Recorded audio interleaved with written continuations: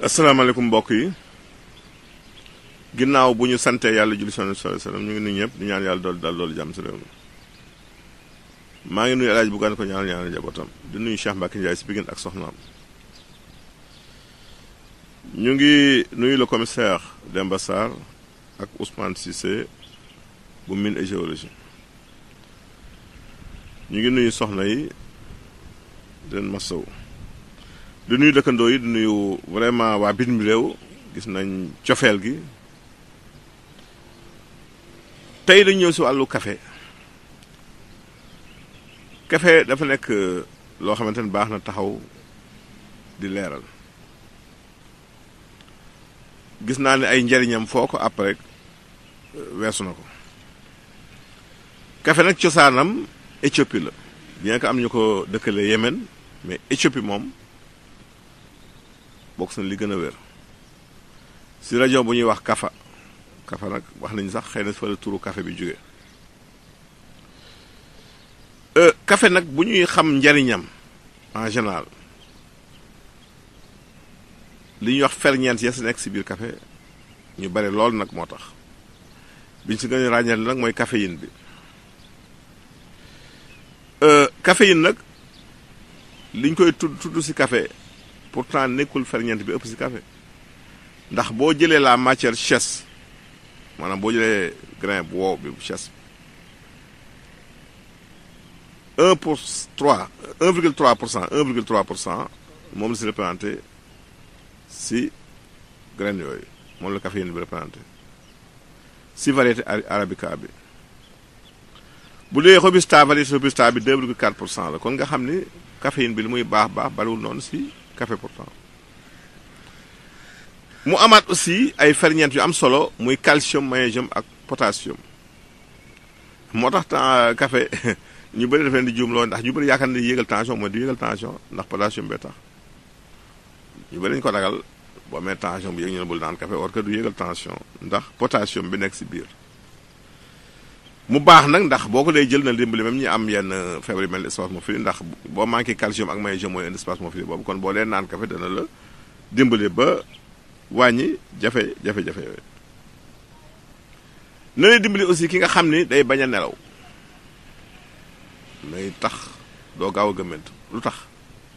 ndax booy naan café dafay wàññi li ñuy wax vitamine B1 sa yaram te B1 boobu mooy facilité xel mu daal meeg nelaw beeg manque ñàkk am jaaxle yenn jaaxle yëpp yi kon soo bañee nelaw jël café effectivement vitamine B1 boobu wàññi ko da ngay daal di am insomnie kon loolu tax ñu am jafe-jafe ñi bëgg a bañ a nelaw am liggéeyu guddi souvent di ko ñu leen koy commandé pour ñu koy naan pour mu mën leen a dimbali. café dafa baax ci digestion dafay faciliter le transit intestinal maanaam boo ko dee naan wax nañ ni di nga gaaw a digérer boo lekkee na gaaw a lees bien que baaxul nag si ka am ulcère ku am ulcère moom dafay moytu café yenn problème estomac yi mais boo dee seere moom mën na la dimbali ba boo lekkee mën a digérer normalement dafay prévenir feebar yu bëri ndax antioxydants yi ne si café moo tax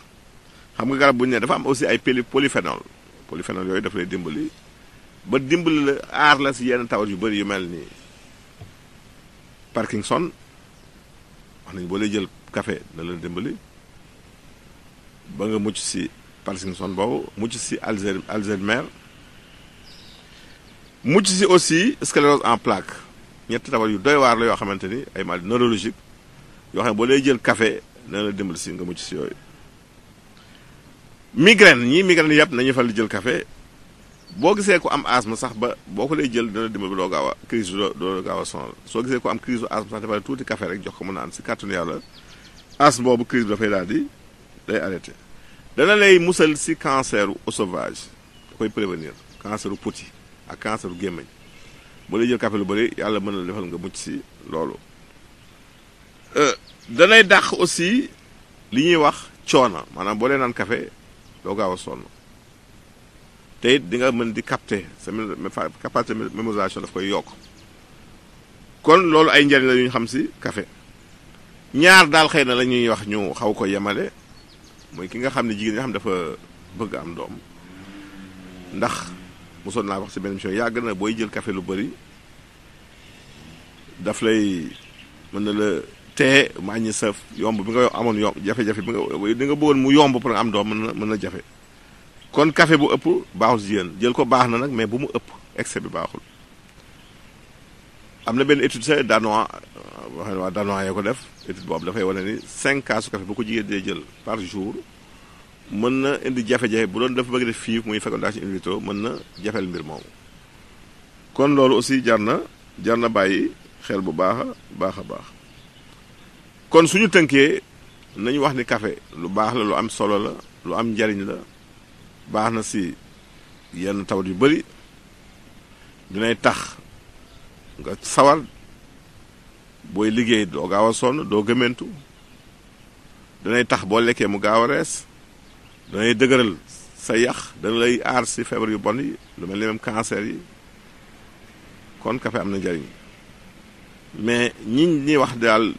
mën nañu ko xaw a wàññi mooy ñi am problème mu estomac ulcère wala jigéen ñoo xam dafay bëgg di toll si jur te bëgg am doom mu yomb kon nay jël café lu yam. su ñëwee si question ni ñeen di tey ku njëkki daal moom nee na ay mettitu nopp yi mooy metti moo ko sonal li ñu koy tegtal mooy reenu naajo moom boo amee reen bi tëbal ko xooj ko si ndox di ko toxal nopp bi si kàttanu yàlla dana la dimbal si mettitu nopp bu la jigee moom ba wér dootu la gaaw a dal. ki mujj gi nag nee na ulcère moo ko sonal ulcère gastrique wutal guy muy xasum guy ak xasum daxaar ak guy ngay wut nga weer leen ba mu wal ko mu nekk sung nga jaxase leen saa yoo lekkee tibal kudd bu ndaw ba mu raase def si genn wàll kaas ndox bu tàng yëngal bàyyi mu tey nga segg naan si kàttanu yàlla soo koy def te bala ngay lekk nga wut jus jinjeer def ko jus soo si xellee genn wàll kaas def si kudd lem jiital ko boo lekkee ba naan loolu ma la wax si kàttanu yàlla bu doon góom dana dem ba maasaloo ñu leen tàggu fii leen jox naa du seen émission gërëm jërëjëf